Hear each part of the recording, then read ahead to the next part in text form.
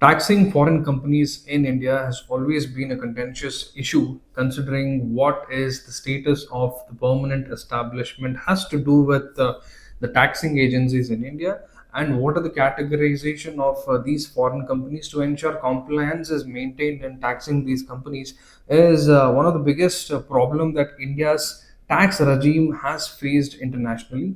So hence, this particular video is to discuss about the very recent initiative by the Niti Aayog, which it proposes to introduce something called as Presumptive Taxation Scheme, especially designed for the foreign companies to make sure that the problem that was earlier relevant or was seen with respect to the consideration of permanent establishment of certain foreign companies is completely ignored or to some extent wavered off, right? So this particular video in today's topic of the day discussion is to discuss about the new presumptive taxation scheme that the Niti Aayog has proposed. So let's understand what this is and how does it benefit the foreign companies and also the India, right? And also we will solve one prelims question. So welcome back to Believers IAS Academy. This is Madan Gopal. So let's begin the session. So as we discussed, it is the Niti Aayog which has proposed this particular scheme to simplify and bring in more tax compliance or tax certainty to the foreign companies, and also to simplify the compliance and also to majorly reduce all the previous disputes that was pretty much surrounding with respect to the permanent establishment status of foreign companies. So Niti Aayog is very important. So it is not RBI or it is not the Monetary Policy Committee of RBI. It is the Niti Aayog which has given up or proposed this particular movement or this particular initiative. So moving forward, the next question is, what is presumptive taxation? So unlike any other taxation or normal taxation, which usually happens, or let's say if we have to consider how the normal taxation happens. So the normal taxation usually gets considered based on the total revenue that a particular firm has generated. For example, it's the simple formula: revenue minus expenditure is basically the profit of any particular firm on which the tax is generated or calculated. So this is the normal taxation method. So now, what is this presumptive method then? So as the very name suggests, it is a presumption. It is an assumption made where the income is presumed at a fixed percentage of turnover or receipts instead of detailed profit calculation. It means instead of having the proper calculation with respect to what the revenue of the company is and also with respect to what the expenditure the company made, so that to derive the ultimate profit and based on which the taxation is calculated, the presumptive taxation on the other hand calculates or presumes that a particular company or an organization more or less has some profit, right? Some profit. For example, this is mostly done for small traders, right? Small firms, medium firms whose transactions on a daily basis are too high, right? So they see a lot of transactions happening on a daily basis, and because of which the bookkeeping is also very difficult for these firms, right? So usually, or let's say mostly in India, domestically, this presumptive tax was introduced to help these small traders to make sure that the problem with respect to maintaining the books in terms of how much money comes in, right? The debit side and the credit side, right? In order to maintain all that, that hassle is taken away. So this was, initiated in India. And what it says according to presumptive tax is that, let's say for example, one particular trader, his total annual turnover, let's say is probably 80 lakh. It is presumed that no matter what the total profit of this particular trader is, it is considered that he is going to earn a profit of 8%, right? So this pre-assumption is made based on the turnover, not on the total or the net difference between the revenue and the expenditure, but on the total revenue or the total turnover of the company, a presumption is made that he, or let's say that particular organization or a trader, will generally incur 8% profit. So 8% of 80 lakh is roughly about 6 lakh 40,000. So this is considered as profit for this particular organization or a trader, and the 8% of 80% is 6 lakh 40,000. Now the tax is calculated on this. So this is what simply the presumptive tax method is. So here the problem or the advantage is that this does not require any bookkeeping, and this majorly helps all the small and medium traders or any companies, right? And most importantly, it is calculated based on an assumption of the profit that this organization is capable to make, right? So no need of intricate calculations and all of that. And another important thing to keep in mind, that even if the company or let's this organization or this trader is not earning 6 lakh 40,000 of profit, let's say it is even less than 6 lakh 40, let's say it is 5 lakh, even then the tax is calculated on 8% of the total turnover, right? This is also very important. Basically it is the taxation, a fixed percentage which is calculated on the total turnover or the receipts of that particular firm instead of the detailed profit calculation. So what are the advantages? It avoids complex accounting and also litigation. Why litigation? Because now since bookkeeping is totally nullified in this particular process, so there is no point of litigation, right? So nobody can question as to where this profit has come from, right? And also to legitimize the expenditure and with respect to the income, right? All the receipts, the matching, the tally of the receipts with respect to the expenditure. So all of these hectic process not involved. So hence the litigation is also pretty much avoided, and also it avoids complex accounting. And this in India is mostly for small businesses and professionals. And what are the sections? It is sections 44 AD and 44 ADA. So 44 AD is basically for small traders, right, where we discussed about 8% of the total profit that is considered over the turnover. And 44 ADA is specifically for professionals, right? All those professionals, like for example doctors, even the lawyers, right? So for them the calculation is even more simpler. Let's say the person is earning, or let's say the total turnover of a particular doctor in that particular is 50 lakhs. So a presumption or presumptive tax to this is let's say if it is 20 or let's say 50%, right? 50% is considered, as in 50% of this total turnover is considered as profit. So the taxation amount for this doctor whose turnover is 50 lakh is 25 lakhs. So 25 lakhs. So based on this 25 lakh, the taxation or that is calculated. So this is what the presumptive tax is. So the proposal now, earlier which was only limited to the small traders and professionals, has now been extended for foreign firms who are operating in India. Now why the foreign firms operating in India? Because there were a lot of problems, right? So now the next important theme is to understand why do we need it in India. One is because of the persistent tax dispute, right? So what was happening? Ongoing litigation, one with respect to what in terms of the balance sheet, if it is properly maintained or not, right? And also giving checks and balances for all the expenditures and the receipts generated by the firm. So litigation problem was definitely there. And whether a foreign company has permanent establishment in India, and how profits should be attributed. So now what is permanent establishment?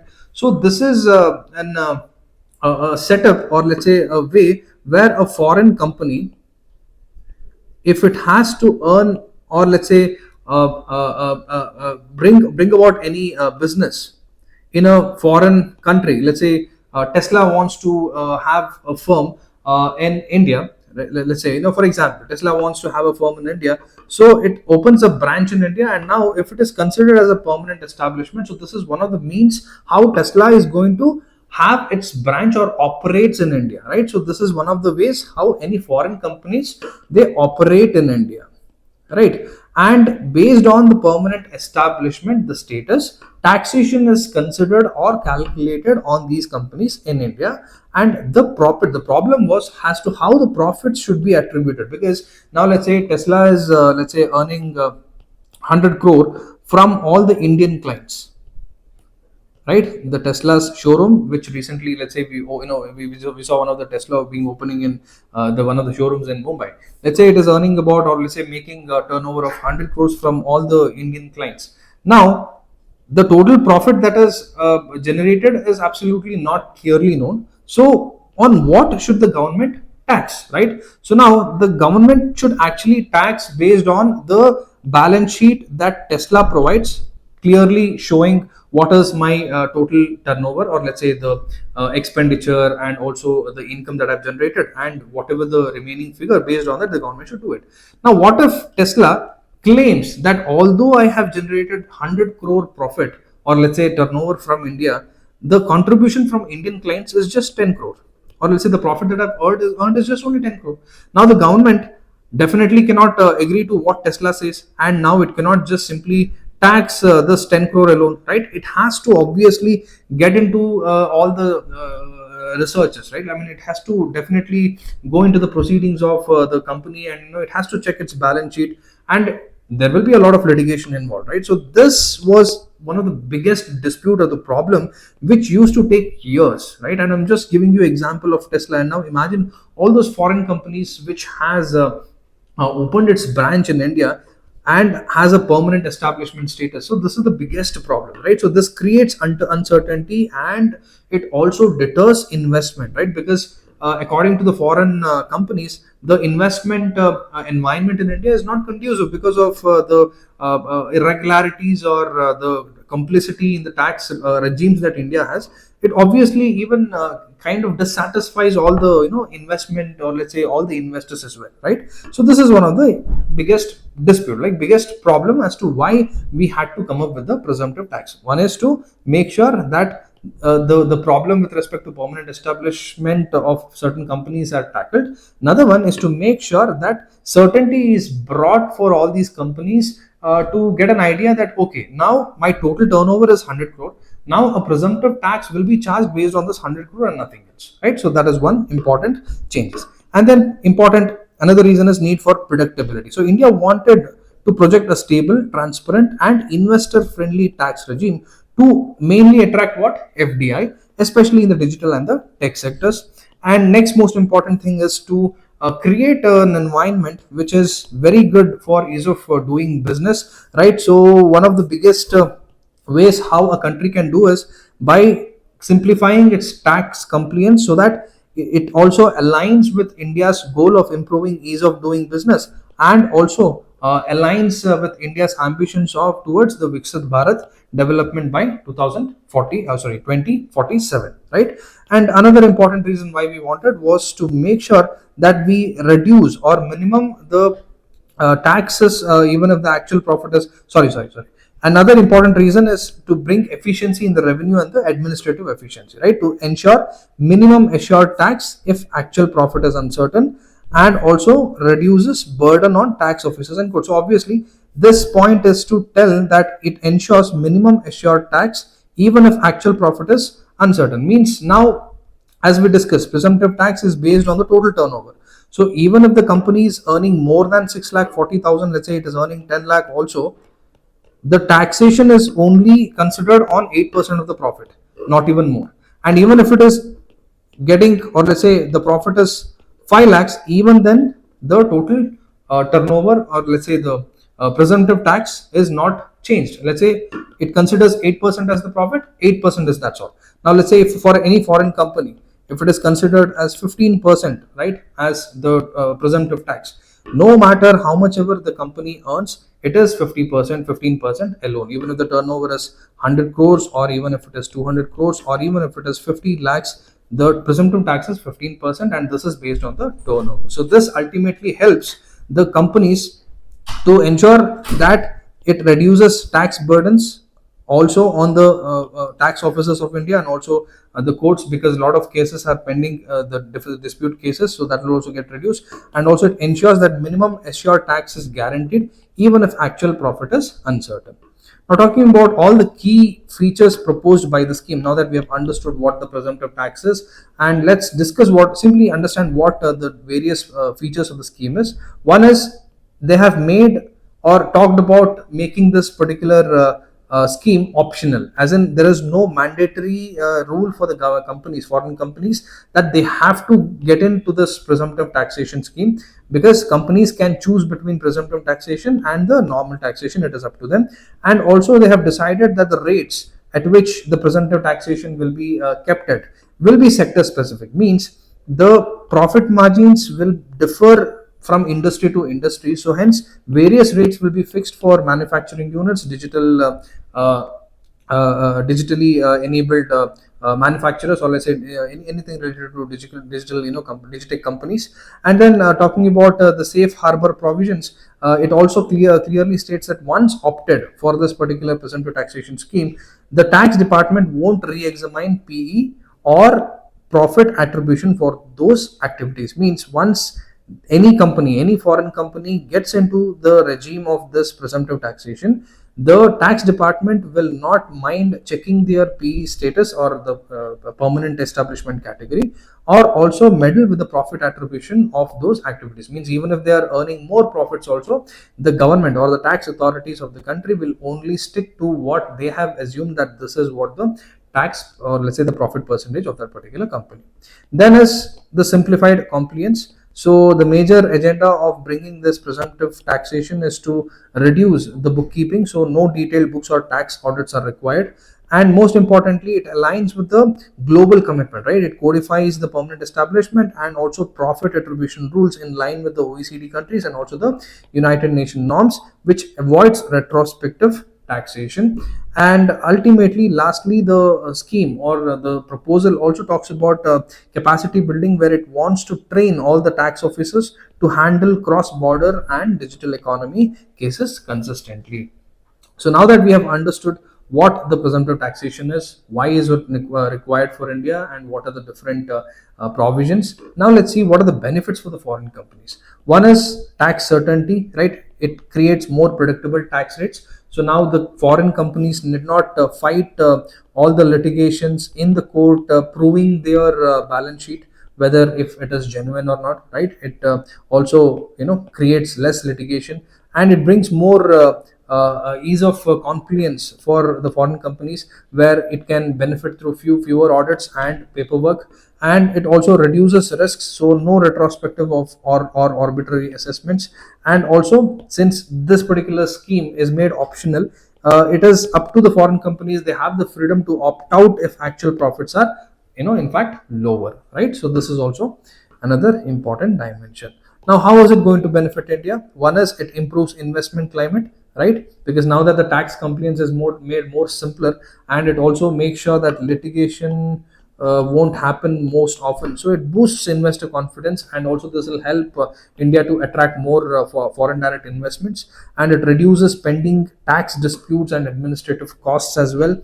And also it will help government to earn extra tax even in ambiguous cases. Let's say one of the particular company, let's say any foreign company who's actually making less profit, right? But maybe the company sometimes makes good profit, sometimes doesn't, sometimes does, sometimes doesn't. So even in those times, when actually the company is not making any profit, right? Even in such ambiguous cases, even then there is some rest, or let's say assured tax amount for the government to rely on, right? So that is also one of the important thing. It is an assured revenue for the government of India. And most importantly, it supports Viksit Bharat vision, which encourages growth and job creation through a stable policy environment. Now, before we end this particular video, we will solve one prelims question. Consider the following statements regarding the proposed presumptive taxation scheme for foreign companies in India. It allows foreign companies to declare income at a prescribed rate without maintaining detailed books of accounts. Once opted in, the scheme prevents tax authorities from questioning the existence of a permanent establishment for those activities. The scheme is mandatory for all foreign companies operating in India. Which of the statements are correct? Use the comment section, leave your answers below. I hope you liked the video, and that is all for today's topic of the day discussion. Meet you in the next video. Signing off, this is Madan Gopal. Have a beautiful day.